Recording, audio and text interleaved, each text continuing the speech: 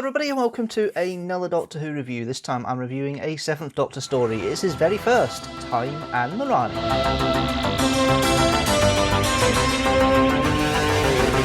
As you know by now, any classic series story I review using the television companion for the plot synopsis. So here is the plot synopsis for this story.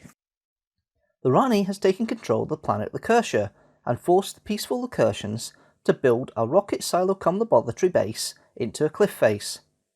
She's aided by the Tech Traps, a race of bat-like creatures, and plans to fire a rocket loaded with Loihar-Gil, a substance with the same properties as strange matter, at an asteroid completely composed of the latter.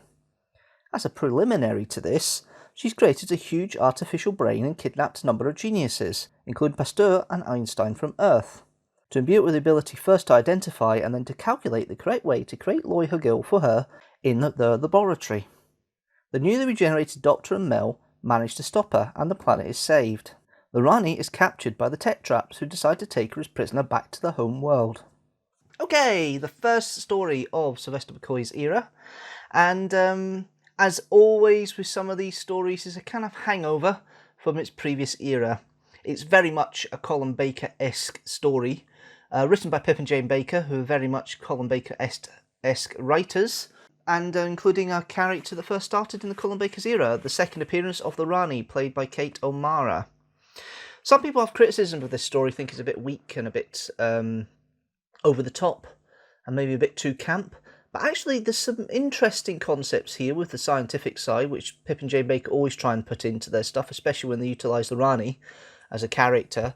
The idea of strange matter, and then the Loihar-Gil, or Holy Grail, is an anagram of, is an interesting technical concept. It doesn't play out that well, but the whole thing's basically a kind of introduction to this Doctor, introduction to, and the way he would deal with such a plan. But the problem is he's got amnesia for 2 episodes. The Rani forces amnesia on him, which is not the greatest thing in the world. So yeah, and of course you've got the famous controversy of how the Doctor regenerated from 6 to 7. Basically, everybody thinks he bumped his head on the console while riding an exercise bike.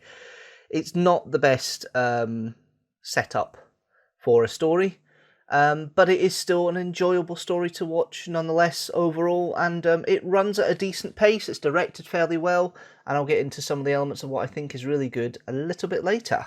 So let's have a quick discussion about some of the main cast and my thoughts and feelings on them, of course. So we start off with the Doctor, played by Sylvester McCoy. When Doctors first start recording their stories, they tend to find their feet when doing it. The first story is always the kind of ropiest, but always gives a good guide for the character.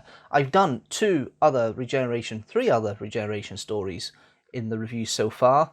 Spearhead from Space, which is probably one of the best introductions for a Doctor in the character, although it's still a little bit of comedy elements in it there. It's not as refined a character, Third Doctor, as you would get later on. So there's that kind of element there. We have the Doctor Who movie, the 1996 movie.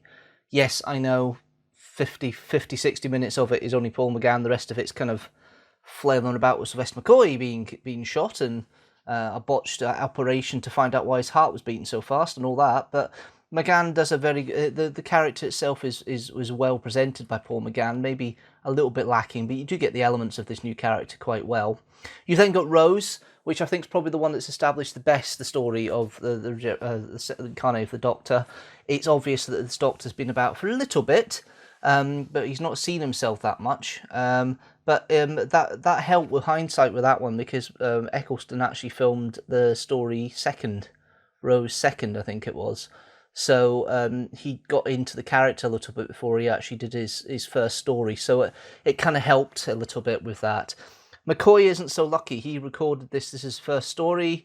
He recorded his stories in order in season 24. And yeah, it shows. It does show that he's a little unsteady. He's trying to get elements of the comedy elements he would have been known for at the time, because he was known as a comedy performer as well as a comedy actor. He'd done a lot of kids' TV with playing silly characters. He tries to channel some of the other Doctors in there, but overall it's an interesting start. I do like the way the 7th Doctor works, this kind of fool element that he starts with, which is based from Time of the Rani, and gradually he gets darker and darker and darker, and I love that twist and there's only one other Doctor that actually has a start from a character that's completely different, and then mellows completely to a different character by the end. Sixth Doctor does it in the audios, but in television there's only one other, and that's the 12th Doctor. So yes, it's really good, and it's really, really fun to have, and I like the way McCoy plays the part. The scripting isn't the best. The spoonerisms he has in regards to well-known phrases get a bit tiresome rather quickly. There's a couple that are quite funny, but most of them don't really work. And a workman always blames his fools, and when there's a will, there's a Tom, Dick, and a Harriet, and things like that. These kind of spoonerisms, they realise very quickly maybe they don't work, so they phased them out. But yeah, it gives a slight whimsy, which, well, it doesn't give a whimsy. It's supposed to give a whimsy, but it doesn't really give a whimsy. And these kind of character flaws in the writing, just a little bit of trying to find the feet of this new incarnation of the Doctor. But overall, I think the gravitas of McCoy is there, even though some people think he might be a bit weak in his acting skills at times, especially when it comes to the angry stuff. I think they've got the right balance here with everything he does. Okay, let's get on to Mel, played by Bonnie Langford. Now, Bonnie Langford, what she gets, she plays well enough. Unfortunately, though, the character is a bit too much Perils of Pauline for my liking. And one thing I didn't do with Delta the Bannerman, I should have done, and the Trial of the Time Lord, I should have done a scream counter. I counted 8 times that she screams in this story, so that's 2 an episode. She has a reputation of being a screamer, but there is kind of intelligence and a tenacity there with the character, which is always nice to see, and a loyalty there. And it's just a shame they couldn't develop that more in the TV series, because I think Mel would have been a nice, well-rounded character. And of course, she's coming back in season 14, series 14 of the new series with Ncuti Gatwa's new Doctor. So it'll be interesting to see how the characters develop, whether they rely a bit on the Big Finish stuff that they've been doing with Mel more in the past 25 years or so, or whether they're going to have a completely different way of doing things altogether. It's interesting how that works and how it all figures out. But Bonnie Langford's fine with what she does. She doesn't get much. She's a bit screamy at times. It's fine. It's okay, but it's not top-notch companion, but you can see where the loyalty is there, and you can see the characterization of Mel a little bit, and yeah, it's okay, but it's not the greatest thing in the world, which is a shame. But I think that's possibly the writing as much as anything else. They don't know what to do with her, really. Then we have the best of the guest cast, which is, of course, Kate O'Mara's Rani. Every line she says is done with such evil and joy and campness that just makes a great little foil and villain here. It's a little less scheming than it was in Mark and the Rani. This one is a little bit more pantomime villain, but she plays every line. She loves it. And at the end, when the Loy Hargill's been created, she said, "I have the Loy Hargill. Nothing can stop me now." And the way she says it sounds really, really megalomaniac, and it works. The impersonation she does of Bonnie Langford as Mel in the first 2 episodes when she's fooling the Doctor is well done. She gets the bouncy walk of Bonnie Langford that Bonnie Langford has. She gets the mannerisms of Bonnie Langford down pretty well.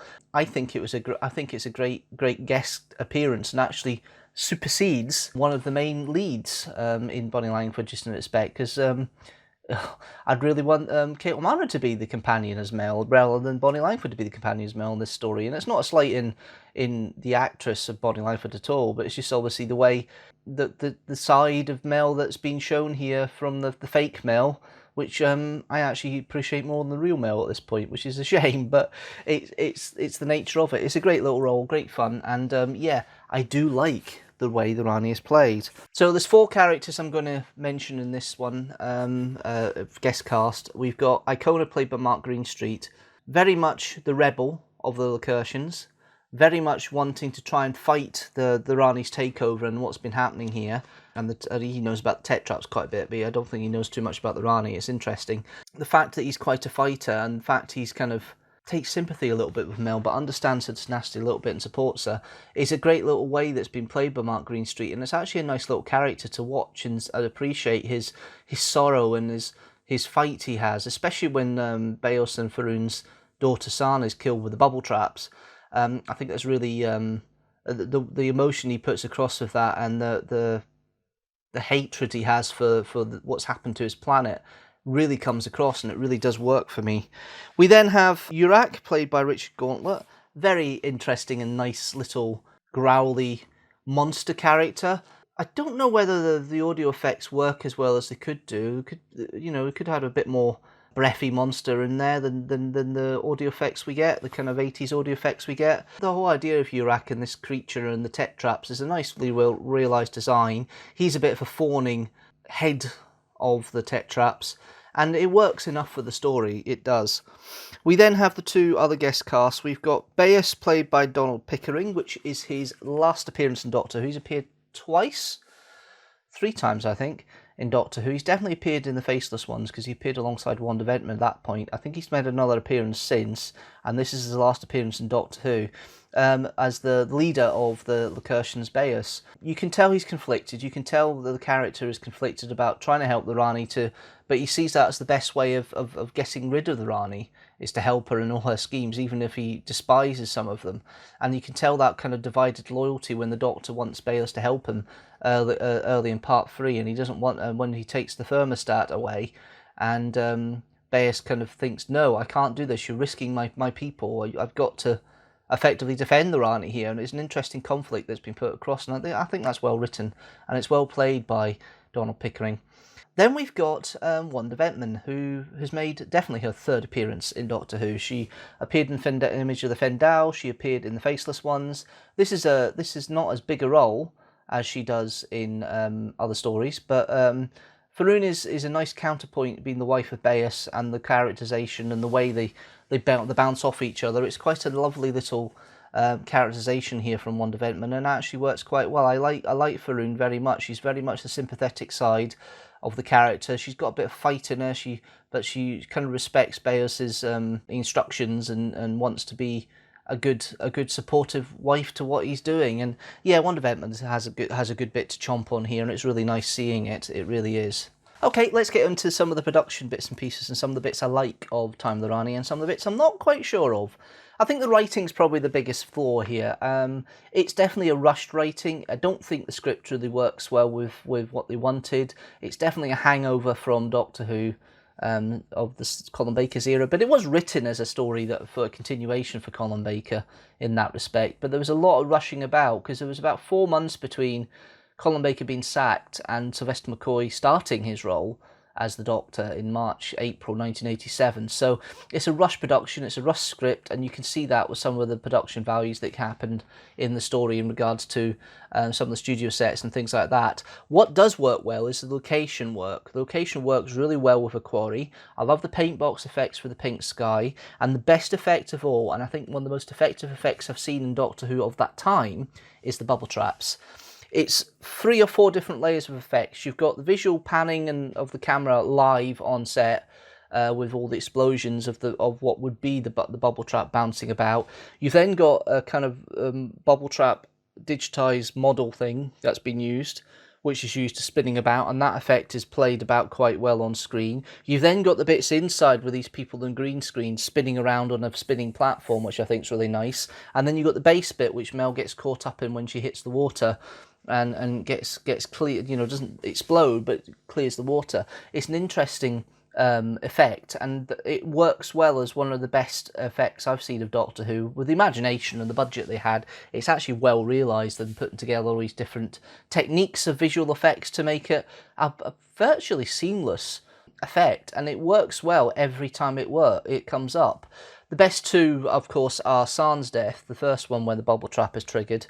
Although I think the skeleton is a bit of OTT. I don't think you needed that. I think a bit of visual off screen would have been fine, which Bonnie Langford does okay. But then you've got the skeleton of San down the bottom. It's a bit gruesome, but it's definitely Doctor Who in that respect. It's something I probably wouldn't have seen in other Doctor Who sees beforehand. This kind of gruesomeness is maybe a bit too much in this case. It's just a skeleton with dry ice on it to make it look like it's been completely exploded and all the skin's been peeled off. But it's still a creepy effect, but maybe not one that's justifiable for a kids' TV show at this time of the night. But then again, Doctor Who has been broadcast about 7:30 at night at this point, so maybe it wasn't so bad. But you never know. So you've got the insects that come out of the globe that's spinning in the middle of the centre leisure, and basically they are paint box digital squares that look like deadly killer flies.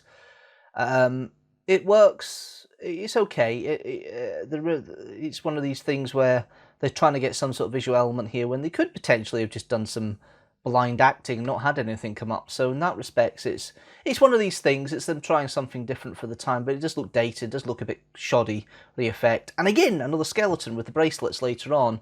That's an interesting kind of split screen effect that works quite well, because they've managed to lock off everybody in in different positions. It's just a little square in the middle, which kind of fades out, and I think the technique was quite well there. So production wise and effects wise, it's not too bad. It comes together okay. There are some elements a little bit maybe old fashioned and a bit ropey, but do you know what? The production wise in that respect is it's well done. It's directed quite well by Andrew Morgan as well. It's got a good pace. It's a good story script. I think maybe the end bit with the countdown is maybe a little bit more protracted than it could have done, because Kevin McCulloch has to do a lot of heavy work with regards to music and incidental music at that bit, but I'll get to that in a minute. But overall, I think the direction works quite well. Other bits I do like, the interesting things, the tech traps, they're well realised. There's a nice little monster. I think this 3D effect kind of falls flat slightly because people keep managing to chase around and miss out on the tech traps. They must have 360 vision, and a lot of people can walk up behind them and jump on them and cause problems, and it's a bit weird sometimes. It's interesting how it comes across, but the tech traps are a well realised animal. They're supposed to have this effect of all these multiple sights they can see for 360, but it you know, a couple of the plot points make it a little bit pointless. It's like they've not got very good 360 vision, like they've just got normal 2 vision like we do. It's strange. Interesting points. The strange matter, the scientific stuff, it seems to be shoehorned in here, but Pip and Jane Baker like having their scientific stuff in their scripts. Mark of the Rani is the same idea with the brain serum. The Ultimate Foe has that too, with the Matrix and the mind stuff. Obviously, Terror of the Vervoids has it as well, with the plot in regards to the hydroponic center and the Vervoids themselves. The scientific scripts there are nice ideas. This one is probably the weakest of their concepts, and the strange matter thing about it shows the rush manner, but something just doesn't quite sit with me with that whole thing, and it's interesting how that comes across. The genius's idea of taking all the geniuses to create this big brain, very Doctor Who-ish, very megalomaniac, very pantomime. That bit's fine. I think it works okay. The fact that Rani's taking geniuses, you can imagine her doing that. She's got the scientific, dry, scientific mindset, and it does come across in that kind of scripting. It works quite well, I think. Apart from that, the other bits is kind of like the as I say, direction wise, it runs okay for most of it, and then it kind of runs out of steam around about 10 minutes before the end. And this whole slow sequence of all the bracelets being put around the railings where the brain is, that have been taken off all the cushions, because there was kind of like an early form of an ASBO device that kills, and which was interesting. The fact that they're used to it's strange. It's an odd thing with that bit at the end of them putting the plan together. It's like the Doctor's thought of it. Oh, that'll do. That's fine. He hasn't really thought too much about it, and yeah, it's a nice solution, but it's kind of forced a little bit. There's no thinking about it. It's kind of like the Doctor's been running around a bit literally witless for the first 2 episodes, and then trying to find his feet in the third, and getting fooled a little bit with the hostage exchange with Mel and the thermostat. And there's elements there which you're kind of thinking, you know, this Doctor doesn't have much here, and then he gets his big plan. It all works well. It all finishes itself, and it wraps up rather quickly in regards to the solution. Unfortunately, though, the execution of the direction, Kevin McCulloch has to use his music and use the theme tune as a kind of like bass incidental to try and keep the pace going, because it's quite slowly filmed and put together, which it could have been sped up a little bit, but I know what they're trying to do. They're trying to get time because they've ran out of scripting a little bit, so it does grate a little bit. The music itself, it's very much an 80s theme. This is really doesn't have any big themes on it like some of the Kevin McCulloch's musics. This one is kind of more leitmotifs. It's more reactions to things that are happening on screen, which is nice to see. And I think that kind of script that kind of works in this instance. It just needs those kind of lifting points of the music that we have in this one. The soundtracks you get with some of the other stories, like Remembers the Daleks and Paradise Towers and things like that, are fine for those stories. But for this one, it's very much an action piece. You just need to have these little hits of music to lift it up, and most of McCulloch stuff is okay in the McCoy era. This one is not offensive. It works for what it needs, and it does work for me. I think it works okay. Overall, people have a kind of opinion of McCoy stories, as I've mentioned many times before. There tends to be a consensus for 6 bad, 6 good. Well, 6 not so good, 6 very good. You know, I have a slight mix from the perceived norm. I substitute Battlefield for the Happiness Patrol in so the Happiness Patrol is classed as not one of the good ones, and Battlefield is classed as one of the good ones. I swap them around. Time of the Rani definitely for me is one of the not so good ones. It's still enjoyable. I have a soft spot for it. It was one of the first VHSs I ever got back in the 1990s, 26 years ago. I got the VHS for Time of the Rani alongside Paradise Towers. It's one of the first few VHSs I got, as I mentioned. So I have a soft spot for it. But plot-wise, it's definitely a take your brain out story. It's not one you could watch again and again and again and get different things from it. The plot's there, you get it the first time, understand it completely the second time, and you just enjoy it after that. And I'm going to give this story a rating of 3 TARDISes out of 5. Okay, let's see how Time of the Rani stacks up with the rest of the McCoy stories I've reviewed so far, and also how it stacks up with the rest of the TV stories I've reviewed so far as well. So, I have reviewed 5 of the 12 7th Doctor stories, and Time of the Rani sits in with 4 others: Battlefield, Silver Nemesis, Delta and the Bannerman, and Time of the Rani. 4 of the 6 not so good stories have been reviewed, so there's a lot of good ones coming up, and of course one has been reviewed, one of my favourite stories ever, The Happiness Patrol, with 4.5 TARDISes out of 5. Overall, at the bottom is still 2 stories, Time Lash and Sleep No More with 2.5 TARDIses out of 5, and alongside The Happiness Patrol at 4.5 TARDIses out of 5, we also have Inferno, The Day of the Doctor, The Caves of Androzani, The Tomb of the Cybermen, and Dalek. That's it from me for this Doctor Who review. Tell me what you think about Time of the Rani. Do you like it? Leave a comment down below. Do you not like it? Leave a comment down below. Just leave a comment down below. If you like this video, you can like it and share it with the hashtag teamstructor. Also, if you like the channel as a whole, and I've got a lot more Doctor Who reviews there. I've got nearly 100. The 100's next month in September. So yeah, have a look. Hit that subscribe button and the notifications bell so you know when a new video comes out. General, new video every Sunday at 4 PM GMT.